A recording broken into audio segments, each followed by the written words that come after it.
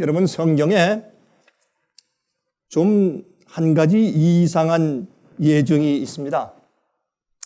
우리 성경 말씀을 읽으면서 그냥 우리가 상투적으로 사용해 왔고 또 늘 그렇게 해왔기 때문에 또 그렇게 들어왔기 때문에 별 생각 없이 받아들이고 있습니다만은 어떤 것들은 우리가 한번 짚어서 생각을 하고 지나가야 할, 좀 더 깊이 이해하고 지나가야 할 그런 부분들이 있는 것을 잘 압니다. 여러분, 노란 옷을 검은 물감에 적셔서 빨면 무슨 색깔이 됩니까? 검은 색깔이 됩니다. 그렇죠. 또 베이지 색깔의 옷을 빨간 물감에 담궈서 빨면 무슨 색깔이 나올까요? 빨간 색깔이 나옵니다. 그건 당연한 것이죠. 그런데 왜 성경은 말하기를 우리의 옷을 어린 양의 피에 빨아서 희게 하였느니라 그렇게 말합니까? 그건 이상한 거 아닙니까? 왜 우리의 옷을 피에 빨았는데 하얀 흰 옷이 되느냐 말입니다. 그래서 이 간단한 그런 용어 같지만은 우리가 한번 깊이 생각하고 짚고 지나가면 하나님께서 우리에게 베푸시는 은혜가 크고 주님께서 이렇게 말씀하심으로 우리에게 더 많이 생각하고 진리로 가까이 오라고 계획하신 그 섭리를 이해하게 되는 것입니다. 자, 요한계시록 7장입니다. 요한계시록 7장 13절부터 17절까지 있는 말씀을 제가 좀 읽어 보겠습니다. 요한계시록 7장 13절부터 17절입니다. 장로 중에 하나가 응답하여 내게 이르되 이 흰 옷 입은 자들이 누구며 또 어디서 왔느냐? 여러분, 이것은 14만 4천에 대해서 언급하신 말씀인 것을 우리가 잘 압니다. 여러분, 요한계시록 7장은 삽입구장입니다. 왜 삽입구장이라고 하는가? 여러분, 요한계시록에는 7에 대한 예언들이 몇 가지가 나옵니다. 7 교회가 있고 7 인이 있고 7 나팔이 있고 7 우레가 있고 7 재앙이 있습니다. 이런 말씀들 가운데서 사실은 그 예언적으로 가장 많이 설명해 주신 것들이 바로 7 교회들과 7 인들과 7 나팔들입니다. 7 교회는 이 초대교회부터 예수께서 재림하실 때까지의 7 그리스도 교회의 시대들 가운데서 교회의 영적인 상태를 미리 알려주시는 말씀입니다.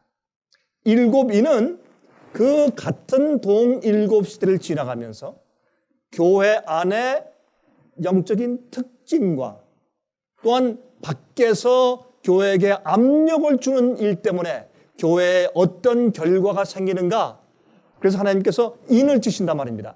인을 치는 것은 심판하신다는 의미죠. 그래서 7 인에 대한 예언이 있습니다. 7 나팔은 교회 밖의 세상에서 일어나고 있는 7 그 시대들 동안의 투쟁들과 전쟁들과 큰 사건들을 미리 예언해 주시는 것이 7 나팔입니다. 그런데 이 7장은 말이죠, 7 인 가운데서 6번째 인이 끝나고 나서 7번째 인에 넘어가기 전에 그 사이에 중간에 삽입해서 끼워 넣어 주셨습니다. 왜? 그것은 이제 6번째 인의 맨 마지막에 질문한 그 질문이 너무나 중요한 것이기 때문에 그렇습니다. 여러분, 6째 인을 주님께서 떼시고 그 맨 마지막에 어떤 질문으로 그 6째 인이 끝납니까? 그것은 누가 그들의 진노의 날에, 그들의 진노 누굽니까? 하나님 아버지와 또한 예수 그리스도 어린 양의 진노입니다. 예수께서 재림하시는 날입니다. 이 세상의 죄의 역사가 끝났습니다. 심판이 끝났습니다. 중보가 끝났습니다. 이젠 주님께서 죄인들을 사하시기 위해서 오시는 것이 아니라 주님께서 의인들을 데려가시기 위해서 다시 이 땅에 오시는 것입니다. 여러분, 예수님께서 죄인들을 위해서 구세주로 오셨지만 이제는 구속주로서 대속하신 자들을 영원한 나라로 데려가시기 위해서 주님께서 구름 타고 오시는 것입니다. 그런데 이러할 때 맨 마지막에 어떤 일이 있는가?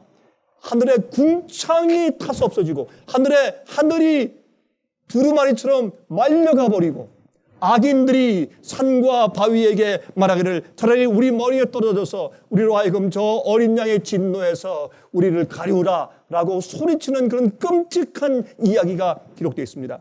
해달별의 징조에 대한 이야기가 6절인에 기록되어 있습니다. 이렇게 예수께서 재림하시기 직전에 7 교회 시대 맨 마지막 시대에 살고 있는 그 사람들, 마지막 시대에 살고 있는 그 교회가 어떠한 징조의 일련의 징조의 사건들을 볼 것인가 하는 것을 기록한 다음에 끝에 이렇게 질문하고 마치는 것입니다.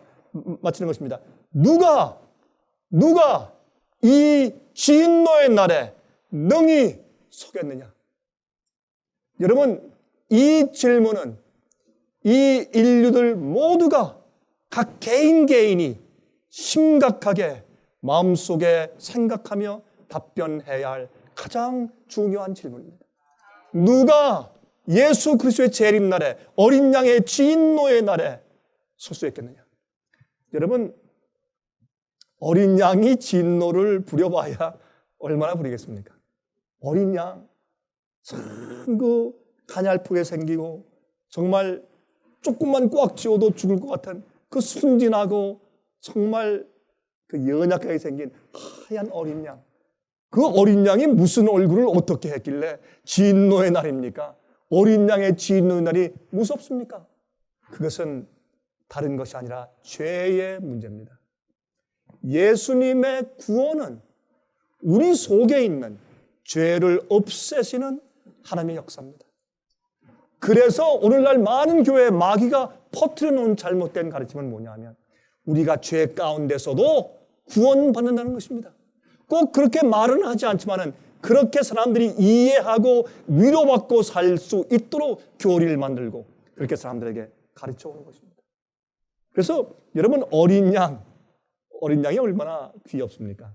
그 어린 양이 무슨 얼굴을 찡그려서 어떻게 했길래 어린 양의 진노의 날이 두렵습니까? 그것은 마음 가운데 죄를 해결하지 못하면 어린 양의 재림이 두려운 것입니다. 무서운 것입니다. 여러분, 1800년도 중반에 미국과 유럽과 아프리카와 남미, 심지어 세계 전체에서 여러 사람들이 일어나서 예수께서 다시 오신다는 예수 재림에 대한 그 운동을 시작했습니다. 그 당시에 2패로 나눠졌습니다. 어느 곳에 있든지 이 세상에 믿는 자들은 2무리로 갈라졌습니다. 한 사람들은 그 기회를 받아들이고 정말 기뻐하며 회개하면서 그날을 바라보고 준비하는 자들이 있었을 뿐더러 아니면 이런 핑계 저런 핑계 극단이다 광신이다 날짜를 정한다 이렇게 해서 반대하는 무리들이 있었습니다. 여러분, 정말 그 당시에 이런 재림 운동에 참석했던 자들이 이런 간증을 했습니다. 그 당시에 정말 예수님의 다시 오시는 재림을 사모하는 자들은 다 기쁘게 예수님께서 오시는 재림에 대한 그 운동을 마음속 깊이 받아들였다. 그러나 예수께서 속히 오기를 바라지 않는 사람들은 다 이런 핑계 저런 핑계대로 그들은 그것을 반대하였다. 그리고 핍박하였다. 그리고 우리를 출교하였다. 이런 글들을 남겼습니다. 그러므로 어린 양의 진노의 날에 두려워하는 자들은 무엇이냐면 마음속에 죄의 문제를 하나님의 은혜를 따라서 해결한 경험이 아직 없는 사람들입니다. 하나님은 소멸하는 불입니다. 주님께서 우리를 불로 태우려고 의도하시는 것이 아니라 죄를 가진 자들은 하나님 앞에 설 수가 없습니다. 불법을 행하는 자들은 주님 앞에 설 수가 없는 것입니다.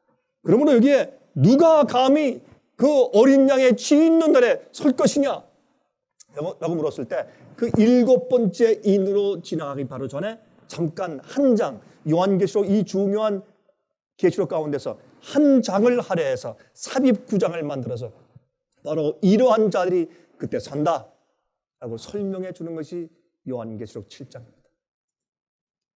그래서 드디어 여기에 14만 4천에 대한 말씀이 소개되어 있는 것입니다.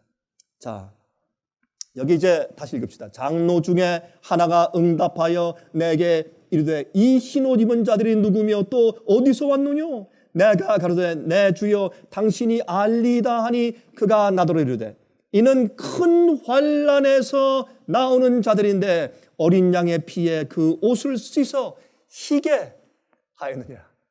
오늘 제가 말씀드리는 그 말씀의 제목이 여기 나오지 않습니까? 어린 양의 피에 옷을 씻어 희게 하였느니라. 이 옷은 우리의 옷감 옷이 아니라 우리 마음속에 품성에 오신 것을 여러분들이 너무나 잘 아십니다.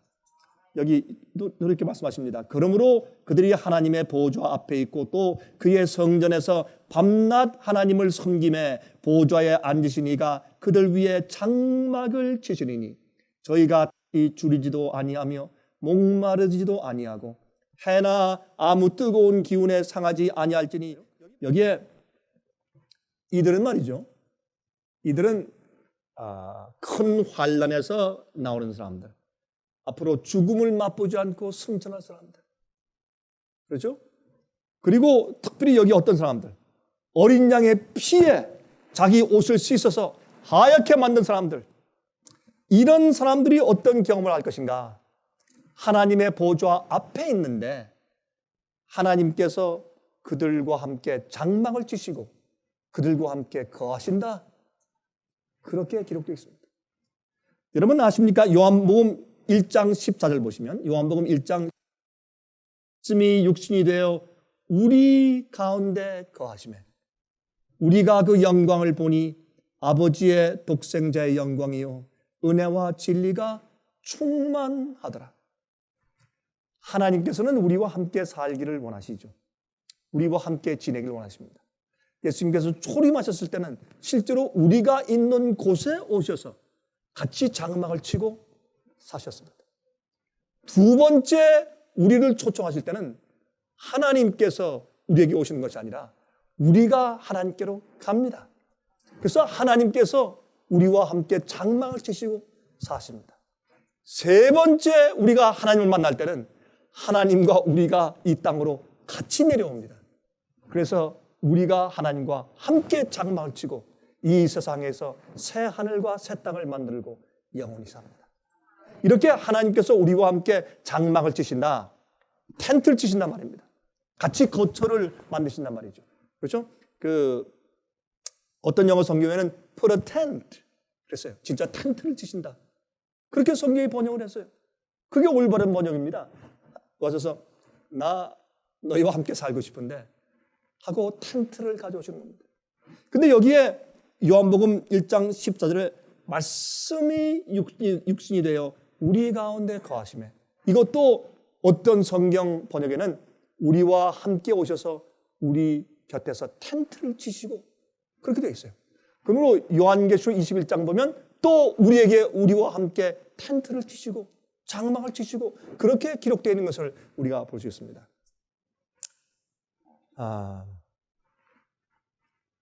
예수님께서 우리와 함께 장막을 치고 함께 사실 때 우리 인간의 형상을 쓰셨습니다. 근데 우리 인간의 겉의 형상만 쓰고 속은 하나님이시다. 이거 조금 애매한 질문입니다. 그렇죠? 그래서 예수님께서 성육신 하셨을 때 인간의 겉모양은 쓰셨지만은 예수님 속에 있던 분은 완전히 100% 하나님입니다. 그렇게 가르치는 가르침이 꽤 많이 과거에 있었습니다. 어떤 사람들은 아니다. 예수님은 겉이나 속이나 100% 인간이었다. 그것도 조금 문제가 있죠. 그래서 사실 우리가 이 문제를 정확하게 신학적으로 풀기는 좀 그렇게 쉽지가 않습니다. 그래서 예수님의 이 성육신, 인카네이션 문제 때문에 많은 학파들이 생겼고 많은 교파가 생겼고 많은 이 기독교의 전쟁이 있어 온 것을 우리가 역사를 통해서 잘 알고 있는 것입니다. 여러분, 예수님께서 이 땅에 오셨을 때 어떤 모습으로 오셨습니까? 예수님께서 인간의 모습을 그대로 가지고 오셨습니까? 그렇습니다. 그러니까 마리아의 뱃속에 들어가서 9개월 동안 있었죠. 예수님께서 9개월 동안. 이게 말이 되는 얘기예요? 하나님이 그냥 딱 뛰어내려와서 점프해서 내려와서 내가 여기 있다 내가 메시아다. 내가 왔다. 그렇게 하셔도 돼요. 그렇게 하실 길이 있었을 것이에요. 또 십자가에 돌아가시지 말고 심장마비로 돌아가시고 너무 억장이 막히고 사람들의 죄가 너무나 심해서 심장이 터져서 그만 즉사하시고 돌아가실 수도 있었어요. 그러나 예수님은 구태여 십자가에 가셔서 못 박혀서 돌아가셨습니다. 예수님은 100% 인간이셨습니다. 그래서 사실은 마리아의 뱃속에 들어가서 조그만 아메바 세포로 시작하셨습니다. 여러분, 우리가 이것을 어떻게 이해해야 합니까? 이것은 창조를 믿음으로 믿는 것처럼 예수 그리스도의 성육신을 우리가 믿는 길밖에 없는 것입니다. 의인은 믿음으로 말미암아 사는 것입니다. 우리가 어떻게 하는가? 하나님의 오묘한 솜씨는 드러낸 증거들을 봄으로 알 수밖에 없어요. 그것을 우리가 터득할 수가 없습니다. 어느 실험실에 가서 우리가 실험해 볼 수 있는 것도 아니고 말이죠. 그렇죠? 저 멀리 우주를 바라볼 때 그 수많은 별들과 또 수많은 성운들을 보면서 우리가 어떻게 감히 상상을 하겠어요? 어떻게 우리가 헤아릴 수 있겠어요? 여러분, 과학자들이 요즘에 이런 전자망원경을 통해서 계속 사진을 찍는데 이 사진이 너무 머니까 말이죠. 어떻게 찍냐면 한 장 한 장 찍어요. 색깔도 한 장 한 장 찍어서 오래 찍은 다음에 그것을 합성해서 그 먼 곳에 있는 것들을 우리가 사진을 찍어서 우리에게 보여줍니다. 이 천문학적으로 말이죠. 그런데 어떤 곳에 가보면 이 별들을 생산해내는 운성이 있다는 거예요. 어떤 항성들이 있느냐? 예? 항성들이 있는 별들이 많은 곳에서 어떤 별들을 생산해낸대요. 그게 정말인지 아닌지 우리가 모르겠습니다. 예? 또 사진을 정확하게 찍었는지 안 찍었는지 알 수가 없어요. 그리고 또 우리 이 골디락 플래닛을 해서 우리 이 지구처럼 공기가 있고 물이 있어서 인간이 살 수 있는 항성들이 또 어디에 있다. 그것도 사진 찍어가지고 보여주고. 어떻게 알아요? 가봤어요? 실험해봤어요? 여러분, 여행에 가는 데만 365광년 가다가 시작도 못하고 늙어 죽겠다. 이건 말도 안 되는 얘기를 계속하고 있어요. 그게 과학이래요. 어떻게 우리가 감히 하나님의 오묘하신 신비를 다 우리가 헤아려 알 수 있겠습니까? 그러나 주님께서 우리가 믿고 구원받을 수 있는 충분한 증거를 우리에게 허락해 주셨습니다. 예수님의 성싱도 예수께서 100% 여호와 하나님이셨다 하는 것은 예수님의 생애를 통해서 그분의 부활을 통해서 그분을 믿는 많은 사도들과 선지자들과 주님의 백성들의 그 성품과 그들의 모범을 통해서 성경 말씀을 통해서 예언의 기가 막힌 성취를 통해서 우리가 증거를 통해서 믿게 되는 것입니다. 예수님은 이 땅에 우리 인간 되어 오실 때 하나님 되심을 하나님의 영어로 하나님의 prerogative, 하나님의 그 고난을 다 옷처럼 접어두시고 내려오셨습니다. 그래서 예수님은 우리와 똑같이 목마르고 배고프고 외롭고 슬프고 고통당하는 분으로 사셨습니다. 그리고 주님께서 그뿐만 아니라 죽을 수도 있는 인간이 되신 것입니다. 어떻게 하나님이 죽어요? 완전히 100% 인간이 되시지 않았다면 어떻게 예수님께 죽음이 가능합니까? 예수의 마음, 그래서 말이죠. 사람들이 또 하나 만들어냅니다. 그렇지만 예수의 마음만큼은 100% 하나님 마음이었습니다. 그러면 이제 문제가 생깁니다. 그러면 우리가 심판대 앞에 가서 얘기할 때 아니 예수님, 그러면 예수님은 그러했기 때문에 가능했지만 우리는 절대 안 됩니다. 예수님 해봤습니까? 예수님 저처럼 한번 살아보셨습니까? 예수님도 모릅니다. 저처럼 시험받고 저처럼 시험당하며 이 세상에 살아보셨습니까? 하나님께서 무엇이라고 말씀하시겠습니까? 하나님께서는 우리 속하기 위해서 이 큰 천사를 보낼 수도 있었습니다. 예를 들어서 죄 없는 자가 죄 있는 자의 죄를 대속할 수 있다고 그렇게 생각해 보십시다. 그러면 만약에 100억의 인구가 있다면 그럼 100억의 천사를 보내시면 될 거 아닙니까? 그렇게 하시지 않은 것이 그 구속이 그렇게 간단하게 대속하는 일로만 끝나는 것이 아니기 때문에 그렇습니다. 우리가 구원받으면 하나님의 속성으로 바뀌어져야 합니다. 그래서 하나님께서 인간이 되셔주셨는데 마음도 인간의 타락한 상태에 연약성을 가지고 오신 것입니다.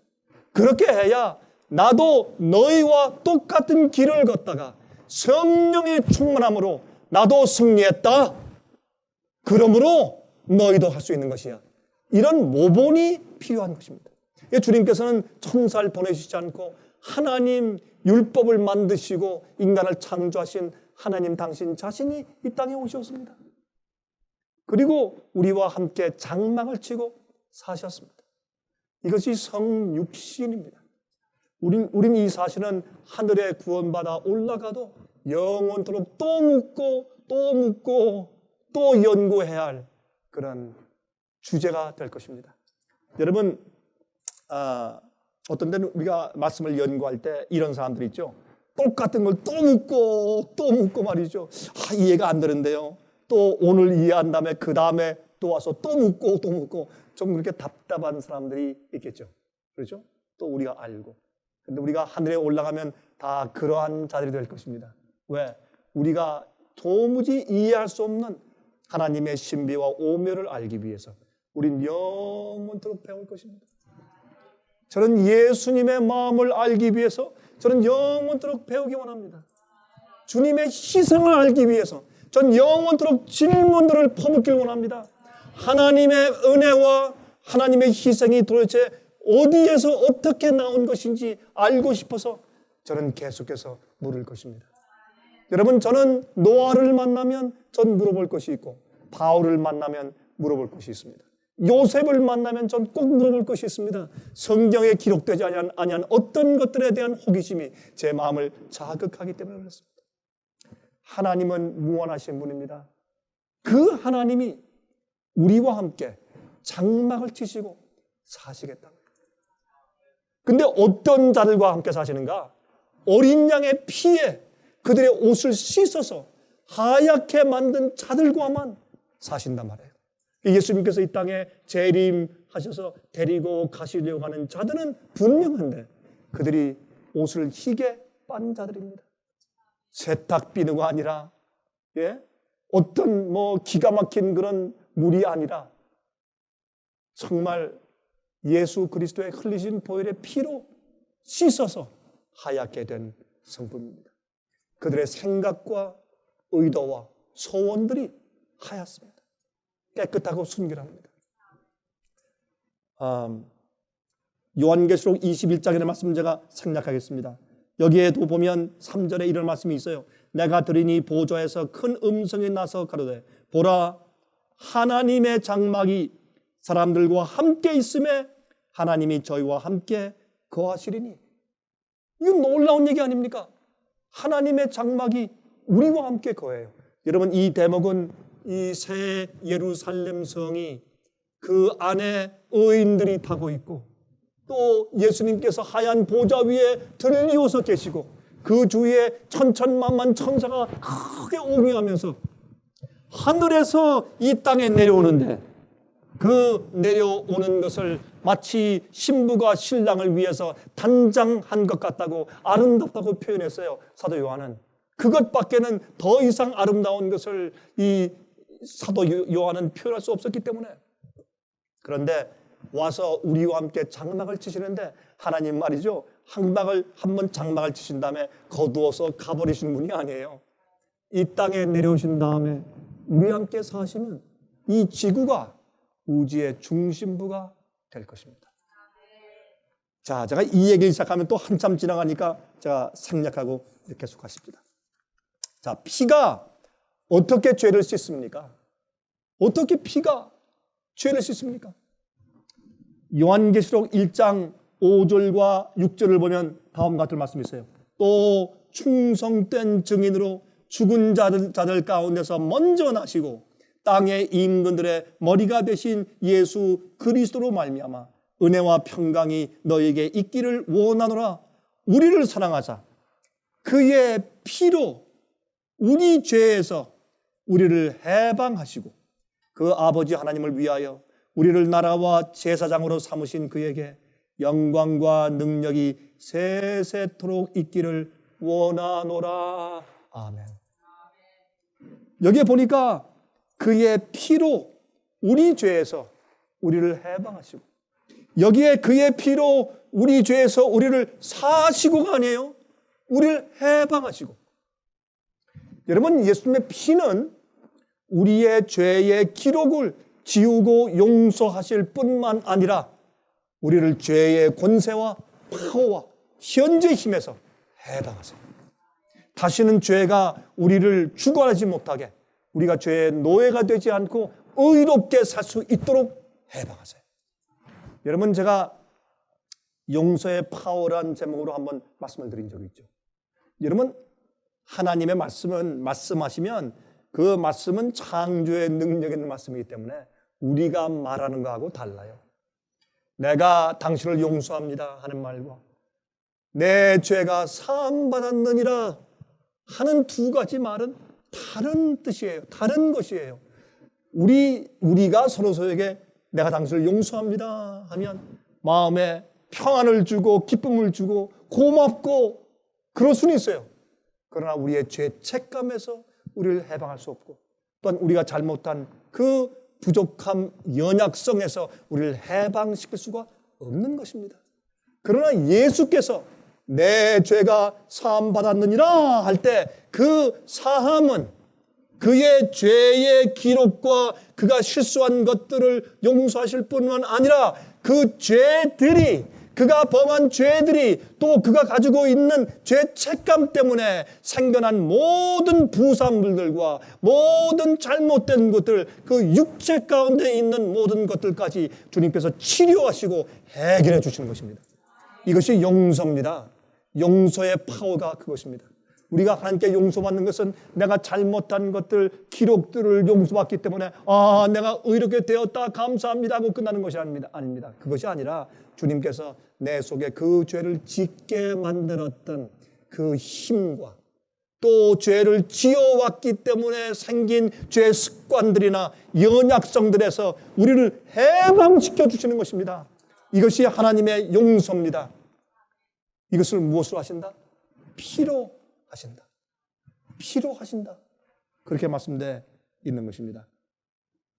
여러분, 주님께서 피를 흘리신 이유와 그 약속을 믿으면 죄의 파워에서 우리가 해방돼요. 죄의 파워에서 해방돼요. 예수님께서 십자가에 돌아가실 때 어떻게 돌아가셨습니까? 이렇게 팔을 벌리시고 내가 심히 괴롭다. 심히 아프다. 내가 견딜 수가 없다. 하고 천천히 피를 흘리시고 너무 힘드셔서 조용히 천천히 고개를 숙이시고 운명하시니라. 그렇게 했습니까? 아니죠. 예수님께서는 어떻게 해요? 소리를 지르셨어요. 다 이루었다. 아버지여, 내 영혼을 당신의 손에 의탁합니다 하고 갑자기 고개를 떨구시고 즉사하셨어요. 한 의사는 해석하기를 나는 의사로서 증거하는데 이것은 심장 파열로 돌아가신 겁니다. 십자가의 고통과 십자가에 못 박히는 그 사형제 때문에 돌아가신 것이 아니라 예수님은 죄의 무게를 견딜 수 없어서 예수님의 심장이 파열되었습니다. 그래서 예수님께서 즉시로 갑작스레 고개를 떨구다 돌아가셨습니다. 그리고 또 한 가지 증거는 이제 죽었는지 죽지 않았는지 알기 위해서 이 로마 군병 한 사람이 예수님의 옆구리를 밑에서 깊이 창으로 찔렀을 때 그때 그 창끝이 예수님의 폐로 들어간 겁니다. 거기에 심장이 파열되어서 고여있던 피가 혈총과 혈구로 갈라졌습니다. 혈구는 빨갛고 혈총은 맑은 물처럼 이렇게 위에 떴습니다. 시간이 조금 지났기 때문에. 그러나 이 창이 들어가서 그걸 꿰뚫었을 때 물과 피가 흘렀다고 성경은 적습니다. 그는 이렇게 말했습니다. 나는 의사로서 증거합니다. 이것은 심장에 파열된 결정적인 증거입니다. 예수님은 이 땅에 사실 때 무엇이 제일 괴로웠느냐? 인간들이 너무 악함을 보시고 괴로웠습니다. 인간이 죄를 짓는 것을 보시고 괴로우셨습니다. 그리고 더 괴로운 것은 인간이 그런 죄를 지면서도 아무렇지 않게 그냥 살고 있는 것을 볼 때 예수님께서 가슴이 찢어지셨습니다. 왜 그러할까요? 하나님의 구원은 우리를 그러한 상태에서 구원해내시는 것이 하나님의 구원이기 때문에 그러합니다. 여러분, 예수님께서 심장이 터지신 이유를 우리가 설명하려면 또 시간이 많이 가죠. 예수님은 우리가 지은 죄의 무게를 견디실 수가 없었습니다. 예수님은 나무 위에서, 베드로전서 2장에 있죠. 24절에 나무 위에서 우리의 죄를 담당하시고 우리 죄를 지시고. 아니, 예수님은 우리 죄를 어떻게 지십니까?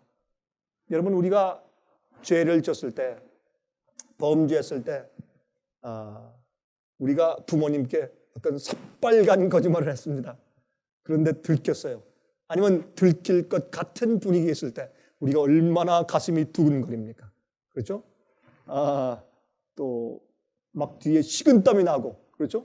어떤 때는 말이죠, 소름이 끼치고, 그렇죠? 심판이 무섭고, 또 매맞을 거 생각하면 무섭고, 그렇죠? 그렇지 않습니까?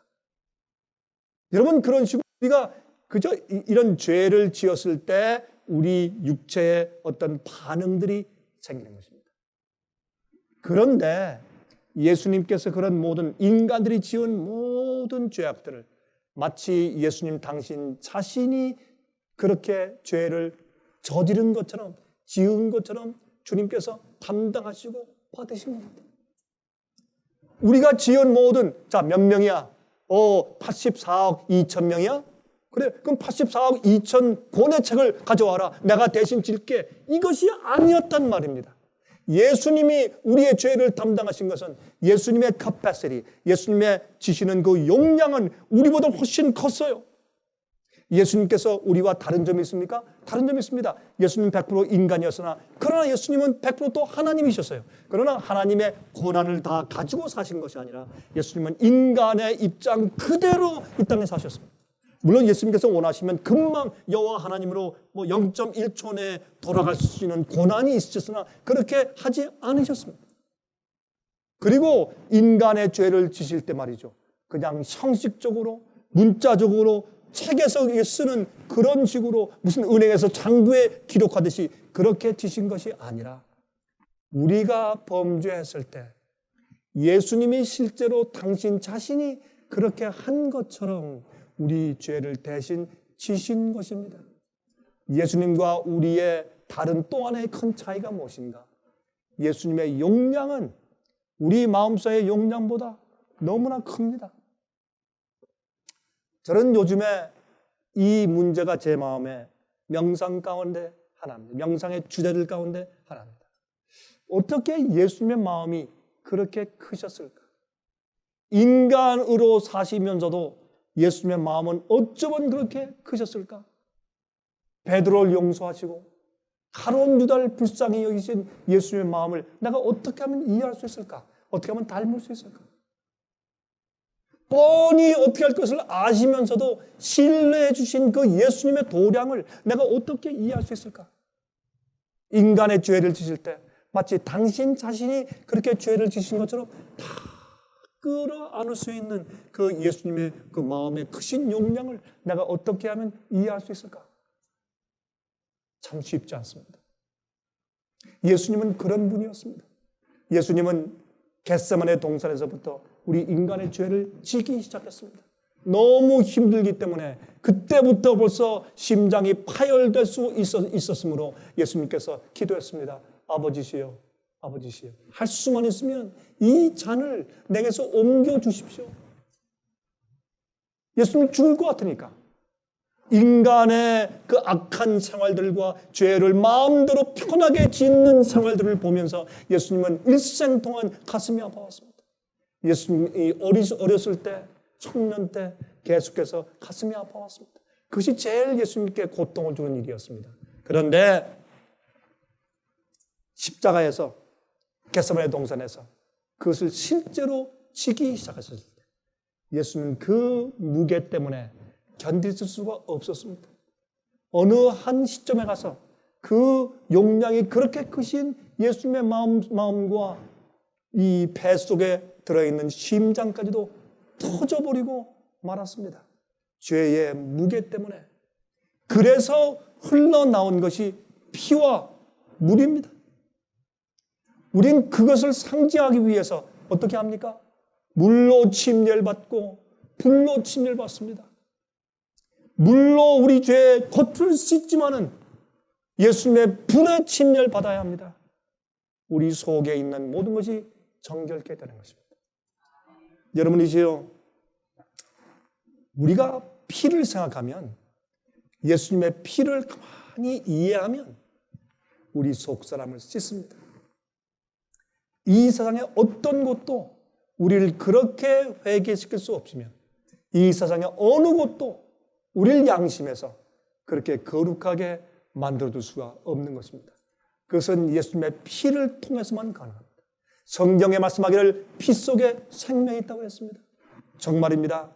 피 속에는 모든 우리가 먹은 우린 음식의 영양분이 다 들어가 있고 또 우리의 모든 필요한 우리의 것들과 흰빛돌, 붉은 빛돌, 모든 것들이 헤모글로빈이 우리가 필요한 모든 양분들과 심지어 산소까지도 우리의 모든 실핏줄, 모세혈관까지 전부 다 들어가서 모든 우리의 세포 속마다 다 운반해 주는 역할을 하는 것이 피입니다. 피 속에 생명이 있습니다. 우리 그리스도인 삶의 생명은 예수 그리스도 어린 양의 보혈의 피 속에 있습니다. 예수님이 우리를 위해서, 우리를 구속하기 위해서 무엇을 어떻게 하셨는지, 예수님의 몸에서, 어린 양의 몸에서 피가 흘러나왔는데 그 피가 왜 흘러나왔는지를 우리가 알고 명상하고 깨달으면 그것은 우리를 죄에서 해방시키는 것입니다. 죄에서 구속하는 것입니다. 우리의 죄를 씻을 뿐만 아니라 우리를 죄의 파워에서 해방시켜 주는 것입니다. 그래서 피에 씻어서 우리의 성품, 우리의 옷을 희게 만들어야 합니다. 여러분, 우리는 너무나 자주 칼바리 십자가로 가야 합니다. 우린 자주 우리 마음속에서 예수님의 희생을 생각해 보아야 합니다. 우리 마음속에 악한 생각이 들어갈 때, 우리 마음속이 자꾸 진리에서 떠나려고 할 때, 우리 마음속이 이기적이고 교만하게 되려고 할 때, 우리 마음이 하늘을 떠나 세상에서 방황하려는 그러한 어떤 경향이 보일 때 우린 예수님의 피 속에 들어가야 합니다. 예수의 피를 보아야 합니다. 예수의 피를 우리 양심에 발라야 합니다. 여러분이 지금 6월절은 무엇입니까? 뛰어넘었다는 뜻 아닙니까? Pass over. 무엇이? 심판이. 왜 그렇습니까? 피를 발랐으니까. 우리는 우리 양심에 예수의 피를 발라야 합니다.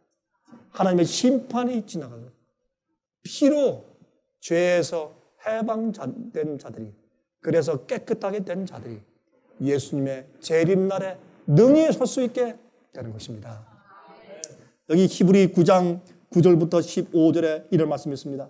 이 장막은 현재까지의 비운이, 이것은 이 지상에 모세가 지은 장막을 말하는 것입니다. 성소, 성막이죠. 이에 의지하여 드리는 예물과 제사가 섬기는 자로 그 양심상으로 온전케 할 수 없었나니 이런 것은 먹고 마시는 것과 여러 가지 씻는 것과 함께 육체의 예법만 되어 개혁할 때까지 맡겨둔 것이라 그랬습니다. 다시 말해서 어린 양을 끌고 오고, 그렇죠? 또한 이스라엘 백성 전체가 범죄했으면 송아지를 끌고 오고, 염소를 끌고 오고, 또한 반구 피를 가져오고, 이런 모든 성소 제사 제도가 있습니다. 이런 것들은 그들이 앞으로 오는 메시아를 믿는 믿음을 가지고 드릴 때 그것이 그 믿음이 받아들여져서 그들이 용서받는 것은 사실이었습니다. 그러나 이러한 제사는 잠시 이제 잠정적으로 맡겨진 것인데 그렇게 해서 어떻게 해요? 이런 것들은 그 양심상으로 그들을 온전하게 만들어줄 수는 없었다. 그렇게 성경은 설명해요. 그러면 개혁할 때까지 맡겨둔 것이라. 무엇으로 개혁할 때? 하늘 성소로 예수님께서 승천해서 들어가실 때, 하늘 성소에 부활하시고 승천해서 하늘 성소로 들어가셔서 거기서 우리의 중보자가 되시고 대제사장 되실 때, 그때는 이 성소 사업이 개혁된 것입니다. 더 이상 지상 성소는 필요가 없었습니다. 여러분, 그래서 어떻게 해요? 성소의 안에 있는 휘장이 위에서 아래로 찢어졌습니다. 개혁되고 하늘 성소의 중보 사업이 시작됐을 때까지 잠깐 맡겨둔 것입니다. 그러면 이러한 성소, 그 당시 지상 성소를 통해서 그들의 양심상으로 온전하게 될 수는 없었습니다. 그 다음에 계속 읽어보십시다. 그리스도께서 장래 좋은 일에 대제사장으로 오사 손으로 짓지 아니한 곧 이 창조에 속하지 아니한 더 크고 온전한 장막으로 말미암아 염소와 송아지의 피로 아니하고 오직 자기 피로 영원한 속죄를 이루사 단번에 성소에 들어가셨느니라. 여기 보니까 예수님께서 하늘에 올라가실 때 성경은 말하기를 당신의 피를 가지고 단번에 가셨다 그랬어요. 염소의 피와 그 다음에 송아지의 피가 아니라 자기의 피로,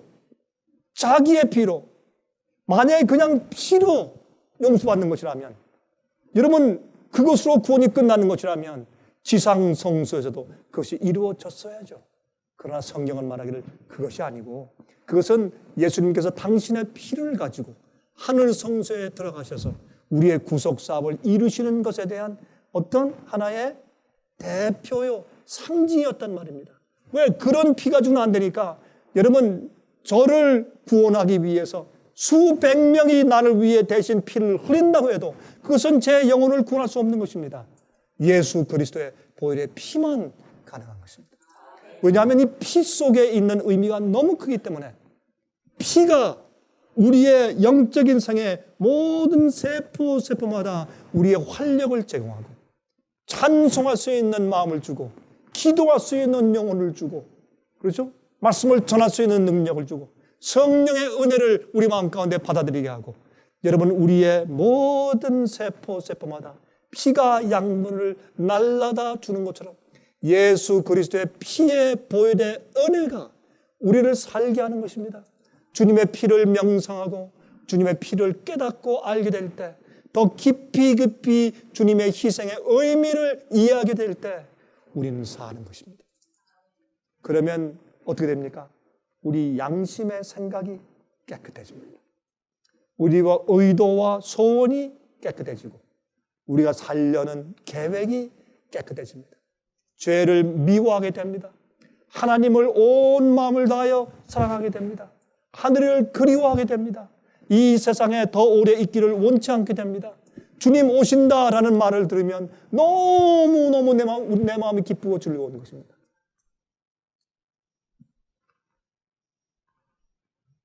(13절) 염소와 황소의 피와 및 암송아지의 죄로 부정한 자에게 뿌려 그 육체를 정결케 하여 거룩케 하거든. 자, 요 다음에 있는 말씀을 읽기 전에 제가 이거 한 말씀을 드리는 거 잊어버렸네요. 예수께서 피로 영원한 속죄를 이루사 단번에 성소에 들어가셨다. 이 말씀을 인용하면서 어떤 성경에는 예수님께서 단번에 지성소에 들어가셨다, 그렇게 번역이 되어 있어요. 그래서 그것 때문에 많은 사람들이 하늘의 성소제도, 하늘의 성막제도가 있고 예수님께서 하늘 성소에 들어가셔서 거기서 중보 사업을 하고 계신다 하는 것을 부인하는 사람들이 많이 생기는 것입니다. 그런데 단번에 성소에 들어갔었다라는 뜻은 뭐냐면, 여러분, 성소를 말할 때 헬라어 원어에 두 가지 말을 여러분들이 기억하셔야 합니다. 하기오, 하기오스. 이 두 가지 단어가 있어요. 그러니까 하기오하고 하기오스가 달라요. 하기야는 성소 전체를 말하는 것이에요. 첫 번째 칸인 성소와 두 번째 칸인 지성소를 다 포함해서 하기야, 거룩한 곳이라고 불러요. 그게 성소예요. 그러나 하기오스는요, 이 하기오스는 이 거룩한 곳 가운데 가장 거룩한 곳, 그래서 지성소를 말하는 단어입니다. 이것은 섞여서 이해하면 안 됩니다. 여기 있는 말은 타하기야예요. 예수께서 승천하실 때 하늘 성소로 들어가셨다는 얘기지, 직접 지성소로 가셨다는 뜻은 아닌 것을 우리가 이해해야 할 것입니다. 자, 그러면 이제 여기에 13절에 염소와 황소의 피가 암송아지의 재로 뿌려서 그 육체를 정결케 하는 의식을 했는데, 옛날 그 지상성소에서 14절 하물며 영원하신 성령으로 말미암아 흠 없는 자기를 하나님께 드린 그리스도의 피가, 자 보세요, 어찌 너희 양심으로, 우리 양심에는 무엇이 있습니까? 우리 마음속에 무엇이 있습니까? 생각, 의도, 감정, 품성, 우리의 이 나를 구성하는, 나를 이루는 가장 기본적인 것들이 다 들어있는 것이 우리의 마음과 양심이에요.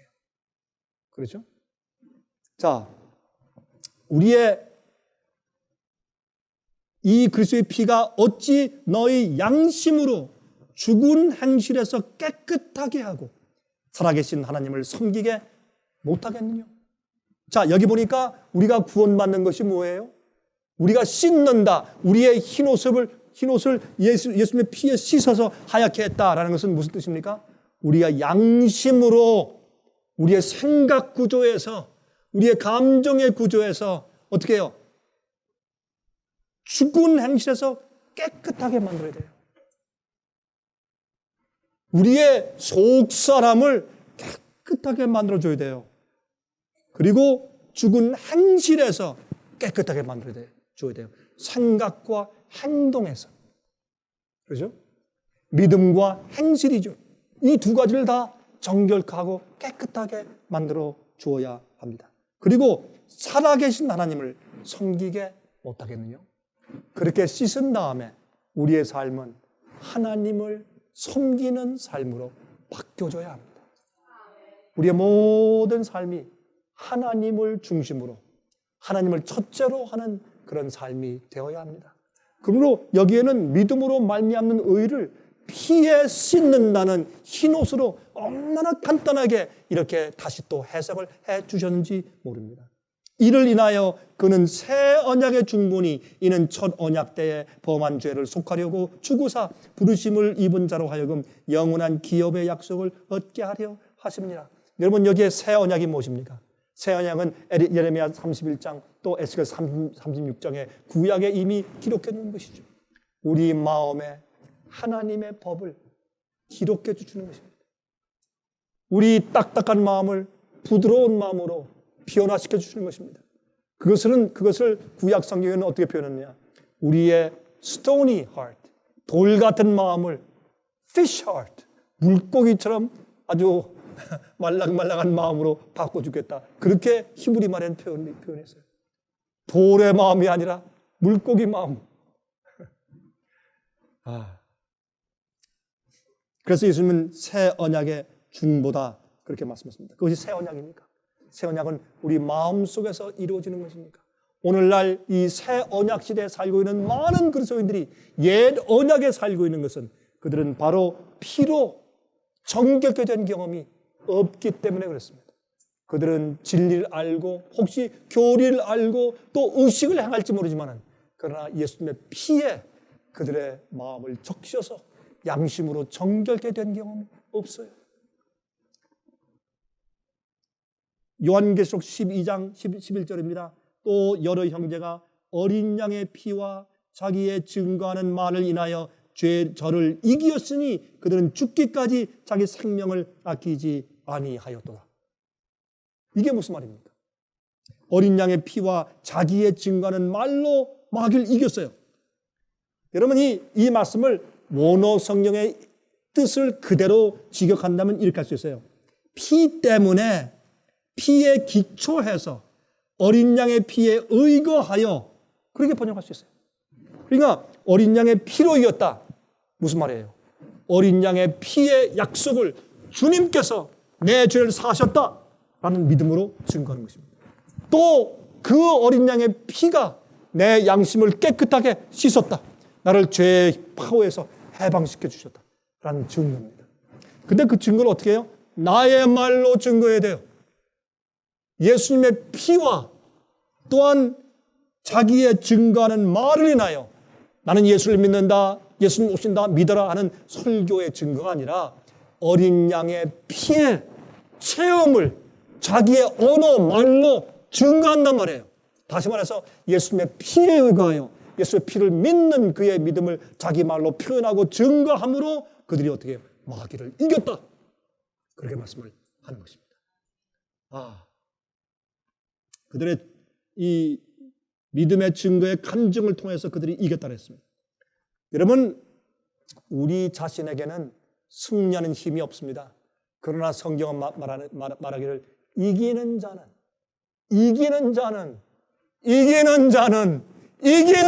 그랬어요. 이기지 않는 자는 안 돼요. 이기는 것은 어린 양의 보혈의 피에 그 힘이 있는 것입니다. 왜? 어린 양의 보혈의 피는 우리를 그렇게 할 수 있도록 만들어주는 피이기 때문에 그렇습니다. 우리의 싸움은 마귀와의 싸움입니다. 우리의 싸움은 죄와의 싸움입니다. 그래서 의인은 죄에 대한 승리를 의미해요. 죄에 대한 승리가 없는 의인은 가짜입니다. 그것은 사람들이 만들어 놓은 그런 모형인 것입니다.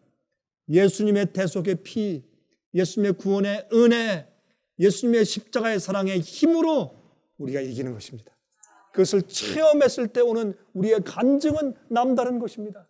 베드로가 그것을 알기 이전이 아니라 안 이후에 성령을 받았을 때 그의 마음속에 나오는 간절한 설교는 사람들을 하루에 3,000명이나 회심시켰습니다. 형제들아, 우리가 어찌할꼬 하는 그런 회개의 탄식을 하도록 만든 것은 그 뻔뻔스러웠던 베드로가 예수님의 피에 의해서 양심이 정결케 되고 성령을 받자 그는 증거의 말씀으로 이겼는데 그의 증거는 예수님의 피에 의거한 증거였습니다. 자, 그러므로 사탄의 유혹을 물리치고 거절하며 질 위에서 우리가 주님과 함께 서고 주님과 함께 승리하며 고난받는 모든 것은 예수님의 피에 의거한 것입니다.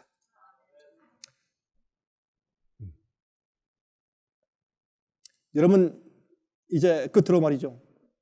의의 옷은 승리를 상징합니다. 어린 양의 피에 씻어 하얗게 된 옷은 승리자라는 뜻이에요. 왜?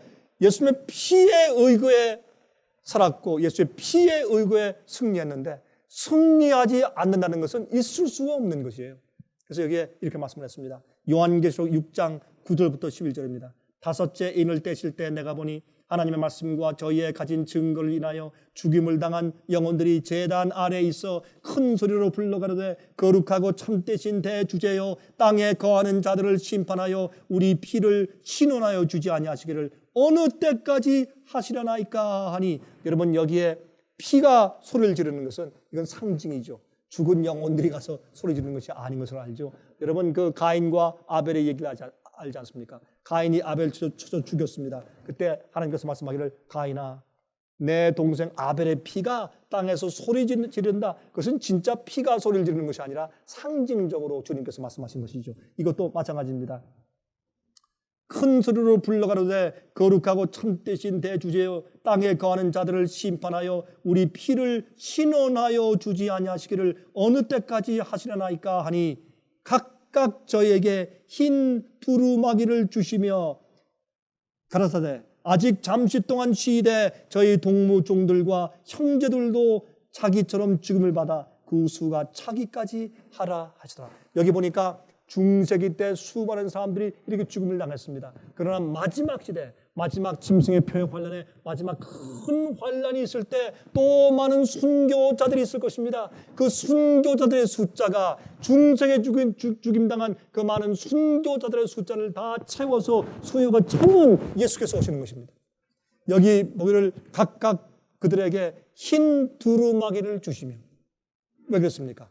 이것은 그들의 승리의 상징이니까, 이긴 자들에게 주시는 것이니까. 너희가 이 세상에서 사람들에게, 너희의 친척들에게, 너희의 친구들과 심지어 교우들에게 너희가 교회에서 많이 천대받고 어려움 당하고 박대를 받았지만 그러나 너희야말로 승리한 자들이다 라는 표로 그들에게 흰 옷을 주셨다 그 말입니다. 그래서 흰 옷은 승리한 것을 상징해요. 요한계시록 3장 4절과 5절입니다.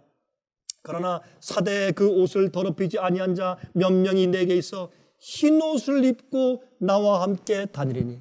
여러분이시여, 우리는 흰 옷을 입지 못하면 예수님과 함께 다닐 수가 없습니다. 여러분, 진짜 우리가 무슨 세마포 하얀 흰 옷을 입고 하늘에서 다닌다, 그렇게 볼 수도 있겠지만 또 아닐 수도 있겠죠. 여러분, 그러면 하늘에서 영원히 살기 위해서 우리 옷이 몇 벌이 필요합니까? 거기는 오염이 없어서 별로 더러워지지 않는다 해도 옷이 몇 벌 필요하겠어요? 그것이 아니라 우리가 하얀 예수님이 입으신 그런 쉐키나 영광의 광채 흰 옷을 우리가 입는 것이죠. 옛날에 죄가 없었을 때 아담과 해와는 그런 빛의 옷을 입고 있었습니다. 그들이 범죄했을 때 갑자기 그 흰 옷이 떠났습니다. 그들이 벌거벗은 수치를 알게 되었습니다. 마찬가지로 우리가 빛의 옷을 입고 다닐 것입니다. 천사들도 빛의 옷을 입고 있습니다. 우리라고 다르겠습니까? 그 하나님의 쉐키나 영광의 하얀 세마포 옷을 입고 있으면 그것은 의를 상징합니다. 우리 속이 정결하게 되었다는 것을 상징합니다. 우리 속에 거룩함이 있다는 것을 상징합니다. 하나님의 법과 일치하는 성품이 있다는 것을 상징하는 것입니다. 우린 그 흰옷을 입을 것인데 흰옷을 입어야 예수님과 함께 다닌다, 그렇게 성경은 말씀하고 있는 것입니다. 그들은 합당한 자인 연고라 이기는 자는 이와 같이 흰옷을 입을 것이요. 흰옷은 무엇을 상징합니까? 승리를 상징합니다. 이기지 못하는 자들은 흰옷을 입을 수가 없습니다. 내가 그 이름을 생명책에서 반드시 흐리지 아니하고 그 이름을 내 아버지 앞과 그 천사들 앞에서 시인하리라. 여러분, 우리가 생명책에 대해서 가끔 의문을 가집니다. 어떤 자들의 이름이 생명책에 기록될 것인가? 여기 나왔지 않습니까? 이기는 자, 승리한 자, 흰옷을 입은 자, 영원히 살기에 합당하게 된 자들의 이름이 생명책에 기록되는 것입니다. 여러분, 네로 황제 때 죽임을 당한 그리스도인들에게 이 말씀은 큰 위로가 되었을 것입니다. 또 도미시안 황제의 10년 핍박시대에 많은 죽임을 당한 그리스도인들에게 바로 이 흰옷을 주신다는 이 말씀은 그들에게 큰 위로가 되었을 것입니다. 중세기 암흑시대 동안에 죽임을 당한 많은 그리스도인들에게 이 말씀은 큰 위로가 되었을 것입니다. 앞으로 큰 환난을 당면하고 있는 여러분과 저에게 이 말씀은 큰 위로가 되어야 할 것입니다. 제가 이제 한 말씀을 하고 제가 마치겠는데요. 제가 몇 년 전에 여기에 대한 그 말씀을 한번 드린 적이 있습니다. 그런데 여러분, 이 마지막 시대 특별히 그 7 나팔 예언을 보면 5번째, 6번째, 7번째 나팔 예언을 화라고 해서 3가지 화라고 설명해 주셨습니다. 이 화는 다른 화가 아니라 바로 타락한 기독교회, 타락한 교황권을 치기 위하여 하나님께서 이 모하메드, 이슬람 교도의 군대, 이제 이슬람 군대를 일으켜서 말이죠. 사막에서부터 일으켜서 치게 하셨어요. 그걸 허용하셨어요. 그래서 그러할 때에 종교 개혁자들이 로마 군인들에 의해서 아니면 또 핍박하는 교회의 군인들에 의해서 그들이 막 도망치고 쫓기며 죽게 되었을 때, 그때 갑자기 이슬람 군대가 쳐들어왔을 때 그들이 군대의 수를 돌려서 그들을 막기 위해서 가면은 살아나고 이렇게 해서 이 사실은 어떤 의미에서 하나님의 섭리로 이슬람 군대의 공격, 오스만 터키 군대의 공격 때문에 사실은 종교 개혁자들이 많은 죽음에서 참 모면한 그런 경험들이 있습니다. 여러분 아십니까? 하나님께서 이슬람을 일으킨 것은 아니나 하나님께서 그들도 사용하셨어요. 그래서 이 서방 교회에서 만든 타협되고 좀 조작된 그런 성경 사본들이 주로 있었고, 동방 교회, 그 당시 동방교회 하면 팔레스타인과 소아시아 지방, 또 오른쪽에 그 당시에 있는 뭐 박트리아 지방, 이런 데서 가지고 있던 순수한 성경 사본들, 그런 사본들을 이 서방 측에서 와서 다 불태우고 없애버렸어요, 그 당시에. 그래도 그것을 좀 가지고서 자기들 박물관에 가서, 비잔티움 박물관 같은데, 예? 막 이런 데 갖다 놓고서 소장해서 우리가 나중에 그것을 가지고 올바른 성경을 번역할 수 있고, 특히 킹 제임스 성경을 번역할 수 있는 기본이 될 수 있는 그런 사본들을 간직해 온 자들이 누군가? 이슬람 교도들이에요. 참 이상하지 않습니까? 하나님께서 그들을 이용해서도 이 성경에 아주 좋은 그런 사본들을 우리를 위해서 전수해 주셨어요. 그런데 마지막 시대에 가면 놀라운 일이 있을 것입니다. 제가 이건 글씨가 작으니까 이제 제가 돋보기 안경 쓴 것을 할 수 없이 보여드려야 되겠네. 여기 보면 이거는 이 코란경 가운데, 이제 꾸란이에요, 꾸란. 이 코란경 가운데서 특별히 어떤 장면이 있냐면, 그 마지막 부분에 너희들이 마지막 시대 가면, 마지막 세상이 끝나는 종말 시대에 가면 너희들이 눈여겨보아야 할 한 그룹이 있을 것이다. 그렇게 한 예언이 기록되어 있어요. 이 코란경이에요? 모슬렘 사람들이 믿는 코란경에? Yes. 근데 거기에 보면 이런 말씀들이 여기에 기록되어 있어요. 그 사람들은 the people of the book, 성경을 사랑하는 사람들일 것이다. 이때 북은 성경이에요. 이 사람들은 그리스도인들인데 그리스도인들이라고 다 같은 것이 아니라 그들 가운데서 이 성경 말씀의 사람들인 특별한 사람들이 있을 것이다. 이 독특한 그룹은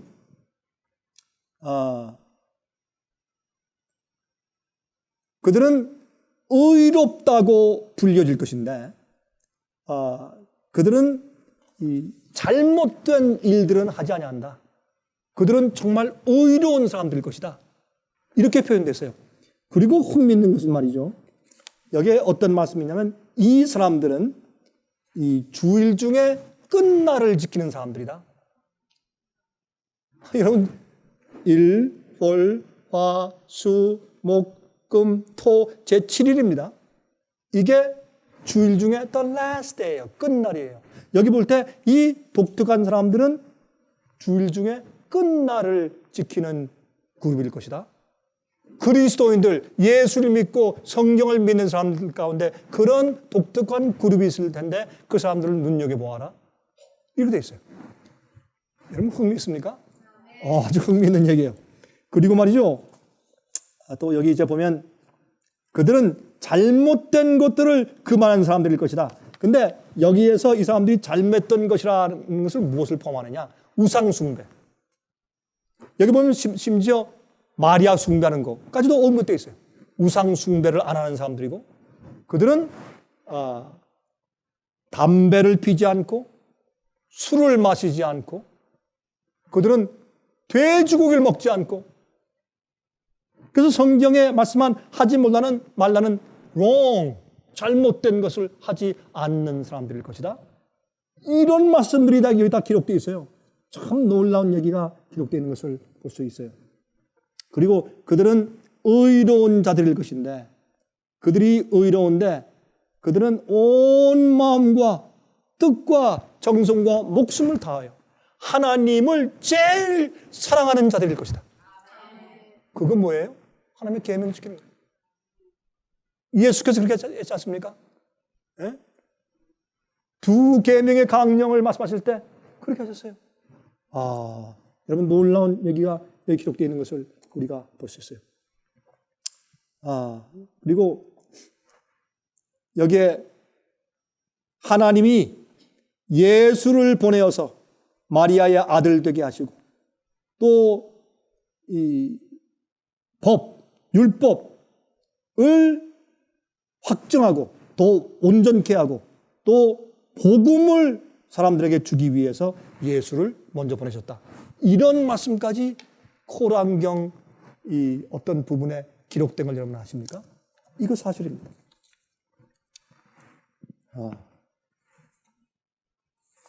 근데 여기에 어떤 이제 하나님 말할 때 알라신, 알라라고 표현됐지만 사실 그것은 하나님을 말하는 것이요. 그리고 여기에 중요한 특징이 있는데 그들은 entire submission to Allah of their whole soul. 그들의 전 마음을 다해서 하나님께 완전히 굴복한 자들일 것이다. 알라 신에게 굴복한 자들일 것이다. 그렇게 말씀을 이렇게 해 두었어요.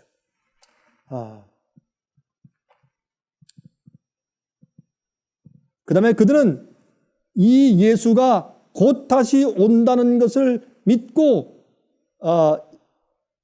이 세상 역사의 마지막 날을 사는 사람들일 것이다. 이러한 그리스도인들 중에 특정한 그룹을 눈여겨보아라. 이런 말씀이 기록됐어요. 제가 옛날에 제가 몇 년 전에 제가 이 말씀을 좀 말씀드렸을 때 제가 이렇게 말씀드렸죠. 혹시 앞으로 어려울 때, 환란이 올 때 혹시 이들이 하나님의 참 백성들을 보호해 주는 역할을 할 수 있을까? 그럴 수 있을지 모른다고 제가 말씀을 드렸습니다. 여러분 옛날에 말이죠. 옛날에도 큰 핍박들이 있을 때, 아니 핍박이라는 것보다 이 모슬렘 군대가 각 마을들에 쳐들어와서 말이죠. 사람들을 코란이냐 칼이냐 그 유명한 얘기 아닙니까? 그 사람들을 죽이고 막 불태우고 이렇게 할 때 그때 이 이슬람 군대들에게 이 장군들이 명령한 두 가지가 있었습니다. 첫 번째, 그 사람들의 과실나무는 건드리지 말아라. 왜? 사람들이 먹는 음식은 다치지 마라. 또 가축들 죽이지 말아라. 두 번째, 제7일을 지키는 사람들은 죽이지 말아라. 그러한 명령이 옛날에도 한번 있었습니다. 참 놀라운 얘기 아닙니까? 여러분이시요. 그런데 이 말씀 가운데도 얘기하기를 이 사람들은 의로운 사람들 것이다. 의로운 사람들 것이다. 여러분이시요. 우리는 예수님의 보혈의 피에 우리 옷을 씻어서 희게 해야 합니다. 그것은 우리의 힘으로 되는 것도 아니고 예수 그리스도의 희생과 은혜를 많이 생각하고 그것 때문에 드디어 우리 마음 가운데 도무지 악과 함께 할 수 없어요.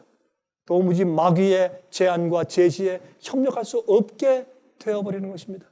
그러한 옷을 희게 하는 능력이 그래서 피에 씻어 하얗게 된 옷을 입고 다니시는 여러분 되시기를 간절히 바랍니다.